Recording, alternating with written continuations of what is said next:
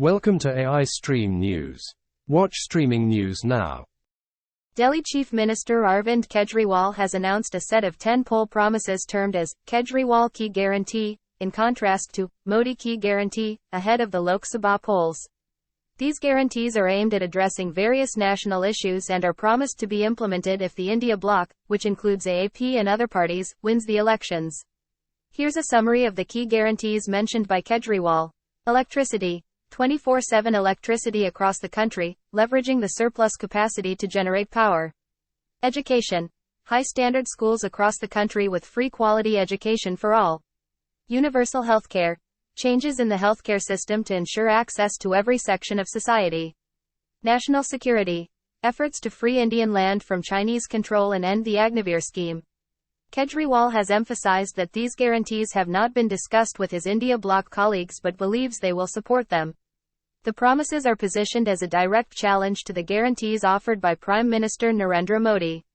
The public will have to decide which set of guarantees they prefer in the upcoming elections. There have been reports of bomb threats at 2 hospitals in Delhi. The Barari Government Hospital and Sanjay Gandhi Hospital in Mangalpuri received bomb threats through email on Sunday. The police have been promptly carrying out searches on the premises of the hospitals.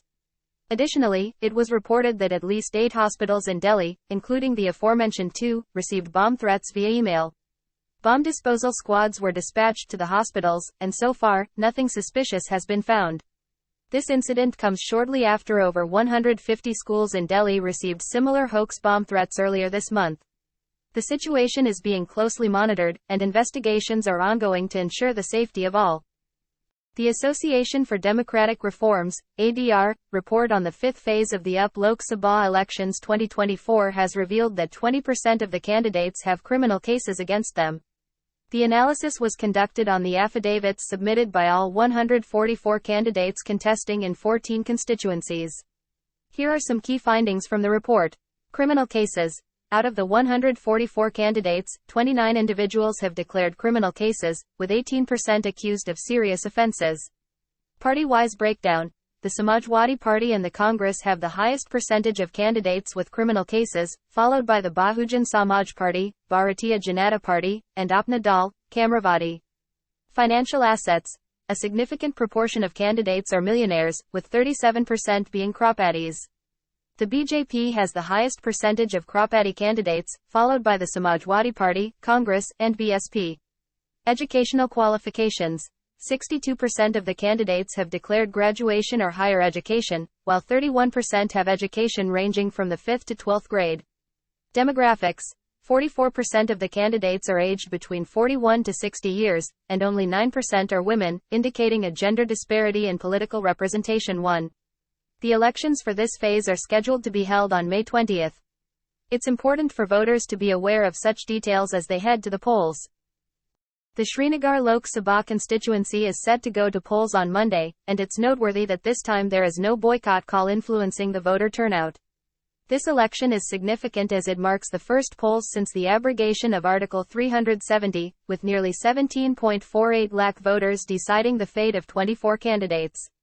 The BJP is not contesting in this election. The voter turnout will be closely monitored, especially since the Srinagar constituency has been redrawn following the delimitation exercise in Jammu and Kashmir in 2022. To encourage a higher voter turnout, district election officers have organized various outreach programs.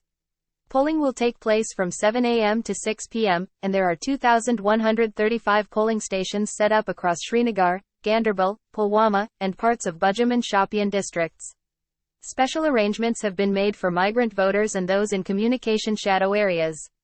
This election is a significant event in the region's political landscape, and the results will likely have a considerable impact on the future governance and representation of the Srinagar constituency. The 4th phase of the Lok Sabha elections is set for Monday, May 13, 2024, covering 96 seats across 10 states and union territories. Additionally, 175 assembly seats in Andhra Pradesh will also go to polls on the same day. Here's a brief overview of what's happening. Lok Sabha elections. The 4th phase includes prominent candidates and is a significant step in the election process, completing the voting for 379 seats across 23 states and UTs. Andhra Pradesh Assembly elections. Alongside the Lok Sabha elections, the state will also conduct assembly elections for all 175 seats, with key parties like YSRCP, TDP, and Janasena vying for power. The elections are a crucial event, shaping the political landscape for the next term. Political corruption in India, causes, effects, and challenges. India has grappled with political corruption for decades, impacting its democracy, public trust, and economic progress. Let's delve into the issue, examining its causes, effects, and potential solutions. Understanding political corruption. Political corruption involves government officials misusing their authority for personal gain. It encompasses acts like nepotism, bribery, extortion, fraud, and misappropriation. While organized crime can thrive due to corruption, it primarily stems from politicians and officeholders exploiting their positions. Major causes of political corruption in India. 1. Elections and campaign financing. Winning elections often requires substantial funds for campaigning. As elections are not publicly financed in India, candidates rely on private donations. This reliance on money can lead to corruption as politicians seek financial support from various sources. 2. Tax evasion and black money. Tax evasion by government officials and politicians contributes to the accumulation of black money. This undermines public confidence in the government and weakens institutions. Effects of political corruption. 1. Economic impact. Corruption hampers economic growth by diverting resources away from productive investments. It perpetuates inequality and reduces overall prosperity. 2. Social consequences. Corruption erodes public trust in institutions, hindering poverty alleviation efforts. It also exacerbates social divisions and perpetuates inequality. Recent developments. Freedom House report. India was downgraded from a free democracy to a partially free democracy due to declining civil liberties under Prime Minister Narendra Modi's leadership. Attacks on minorities, intimidation of activists, and pressure on human rights groups have contributed to this erosion of democratic values. Squared. The Dem Institute report. India was labeled an electoral autocracy, emphasizing the diminishing freedom of expression and media censorship during Modi's rule. Democracy Index. India slipped in rankings due to political backsliding and crackdowns on civil liberties. Modi's policies have fueled anti-Muslim sentiments and damaged the country's political fabric. Squared. The way forward. 1. Strengthen institutions. Robust institutions and transparent practices are essential to combat corruption. 2. Promote transparency. The Right to Information Act, 2005, empowers citizens to seek information and hold authorities accountable. 3. Active judiciary. An independent judiciary plays a crucial role in upholding the rule of law. 4. Leverage technology. Digital platforms can enhance transparency and reduce opportunities for corruption. In conclusion, addressing political corruption requires collective efforts, legal reforms, and a commitment to uphold democratic values. India's journey toward a corruption-free society remains challenging but essential for sustainable growth and social harmony. The 2024 Indian general election is a significant event, and it's the largest election the world has ever witnessed. Here are some key points about the upcoming election. Election dates. The election is being held over 6 weeks, from the 19th of April to the 1st of June 2041. Voters across India will head to the polls during this period. Contenders. Narendra Modi, Prime Minister. He is seeking a third successive term as the leader of the Bharatiya Janata Party, BJP. His government has emphasized India's growing economy and closer relations with the U.S. Opposition coalition. The main challenge comes from a coalition of political parties led by the Indian National Congress. This coalition, known as the Indian National Developmental Inclusive Alliance, includes more than 24 parties. Key politicians in this group include Congress President Mallikarjun Kharge, as well as siblings Rahul and Priyanka Gandhi. Issues at stake. Corruption. Transparency activists have raised concerns about the electoral bond scheme, which allowed companies to donate funds to political parties. Some firms, facing investigations, funneled millions of dollars through electoral bonds to parties in power. The mechanism has raised fears of a quid pro quo setup between companies and political parties, potentially leading to corruption. Unemployment. The opposition argues that unemployment remains high, especially among young people. Minority rights. Minority groups express concerns about discrimination and attacks, alleging that they have been treated as second-class citizens under Modi's rule. Electoral bonds controversy. the electoral bond scheme, introduced in 2017, allowed businesses, individuals, and organizations to donate funds to political parties. Recent revelations indicate that companies facing investigations used this mechanism to donate to various parties, potentially influencing their attitudes and actions. In summary, the 2024 Indian general election is a critical moment for the nation, with corruption, unemployment, and minority rights among the key issues. Voters will decide the future direction of India, and the outcome will have far-reaching implications for the country's governance and policies.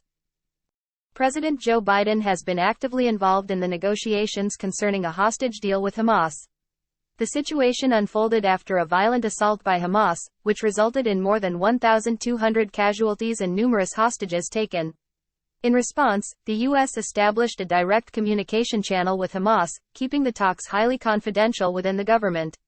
The negotiations have been challenging, but persistent efforts have led to progress. With the intermediation of Qatar and Egypt, the U.S. has been pushing for the release of the hostages. President Biden has personally assured the families of the hostages that the U.S. is doing everything possible to secure their release. As of the latest updates, the negotiations have led to a ceasefire and the beginning of the release of hostages, with the first group being exchanged. President Biden has expressed that he will not relent until all American hostages are safely returned. It's a complex and sensitive situation, and while there's optimism about the ongoing negotiations, President Biden has cautioned that nothing is finalized until the hostages are actually released. The international community continues to watch closely as these developments unfold. The recent floods in Afghanistan have been truly devastating. The death toll has risen to over 315, and there are concerns that the situation may worsen. The floods have caused extensive damage to infrastructure, including healthcare facilities and water supplies, which has prompted aid agencies to fear further havoc. The United Nations has identified Afghanistan as one of the nations most vulnerable to climate change, which exacerbates the risks of natural disasters such as these floods. Rescue and emergency aid teams are struggling to reach the hardest-hit areas, and the Taliban has sought aid from the UN to cope with the disaster. It's a challenging time for the country, and the international community is being called upon to provide support. In Georgia, there have been renewed protests in the capital, Tbilisi, against a proposed law that is being compared to Russian legislation controlling foreign influence. Tens of thousands of people have expressed their opposition to what they perceive as their government's pro-Moscow stance. The demonstrators are demanding that the Georgian government discard the Russian-style law on foreign influence, which critics fear could be used to suppress opposition voices. The European Union has also voiced concerns, with EU Commission President Ursula von der Leyen warning that Georgia stands at a crossroads, indicating the potential impact on Georgia's aspirations for EU membership. The controversial bill, if passed, would require media and non-commercial organizations to register as pursuing the interests of a foreign power if they receive more than 20% of their funding from abroad. This has led to significant unrest, with protesters demanding a European future and rejecting what they call the Russian law. The situation remains tense, with the final vote in the Georgian parliament expected to take place in mid-May. The Indian Computer Emergency Response Team, CERT-IN, has issued a high-risk warning for vulnerabilities in Google Chrome and Apple iTunes desktop applications. These vulnerabilities could potentially allow hackers to remotely access a user's device and execute arbitrary code. For Google Chrome users, the vulnerabilities exist due to errors in visuals and angle components, as well as in web audio, because of use after free, errors and heap buffer overflow. The affected versions are prior to 124.0.6367.201.202 for Windows and Mac, and version 124.0.6367.201 for Linux. It's advised to update to the latest version immediately, as one of the vulnerabilities, CVE 202444671, is being exploited in the wild. For Apple iTunes users on Windows, the vulnerability is due to improper checks in a component called Core Media. Users should update their iTunes to the latest version, which is beyond 12.13.2, to mitigate this risk. To stay safe, users are recommended to update Google Chrome to the latest version. Update Apple iTunes to the latest version if you're using it on Windows. Please ensure that you regularly check for updates and apply them to protect your devices from potential threats. OpenAI is reportedly planning to introduce updates to its GPT technology that may include a sarcasm detection feature. This could potentially enhance the capabilities of automated customer service agents by allowing them to better understand the nuances of human communication, such as sarcasm. The new product is expected to be a multimodal AI assistant that can interact with users and recognize objects and images, which could be revealed during OpenAI's planned livestream announcing updates on their GPT technology. It's fascinating to see how AI continues to evolve and potentially improve interactions between humans and technology. The topic of AI surveillance in the workplace has indeed sparked a lot of discussions recently. A viral video showed AI monitoring workers' productivity, leading to widespread criticism on social media. People have expressed concerns about the implications of such surveillance, suggesting that it equates time spent at the desk with actual productivity. This has raised questions about privacy and the nature of work in an increasingly digital world. Netizens have humorously suggested that employees might need to start practicing the art of acting to appear busy, reflecting a broader unease with the idea of constant monitoring. It's a complex issue that touches on the balance between efficiency and employee well-being. The conversation around this topic is ongoing, with many advocating for a thoughtful approach to the use of AI in the workplace. The Reserve Bank of India, RBI, is expected to maintain its dividend payout to the central government in fiscal year 2025 at a level similar to fiscal year 2024. According to recent reports, the center anticipates the dividend income from the RBI to be consistent, potentially even slightly higher compared to the previous year one. Additionally, the profits reported by state-owned banks were higher during FY24, which could result in an increased dividend from public sector banks, PSBs, in FY25, expected to be over 15,000 crore rupees. For FY24, the RBI transferred a surplus of 87,416 crore rupees to the government, which was accounted for in the government's budget for FY25. The government has budgeted a total dividend income of 1.02 trillion rupees from the RBI and PSBs for FY252. This forecasted dividend is in line with the government's fiscal strategy to adhere to its deficit targets and potentially improve the fiscal deficit to 5.1% in FY25. Foreign investors have indeed pulled out a significant amount of money from Indian equities due to the uncertainty surrounding the ongoing elections. In the first 10 days of May, there was a net outflow of 17,000 crore rupees from the equity market. This withdrawal is attributed to several factors: the general election and the uncertainty about its outcome, high valuations of Indian markets, which may have prompted investors to book profits, concerns over a tweak in India's tax treaty with Mauritius, a sustained rise in U.S. bond yields, making U.S. investments more attractive. This outflow in May was considerably higher than the net withdrawal of 8,700 crore rupees in April 3. However, it's important to note that before this outflow, foreign portfolio investors, FPIs, had made net investments of 35,098 crore rupees in March and 1,539 crore rupees in February 3.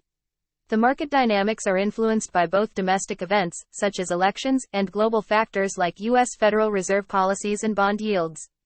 It's a common trend for investors to adopt a cautious stance during periods of political uncertainty, and the return of FPIs could be anticipated post-elections if the results lead to political stability. External Affairs Minister S. Jaishankar has expressed concern over the delay in the implementation of the India-Middle East-Europe Economic Corridor, IMEC, due to the current situation in West Asia. The IMEC, which is a ship-to-rail transit network, is considered a significant initiative aimed at ensuring integration among Asia, the Middle East, and the West.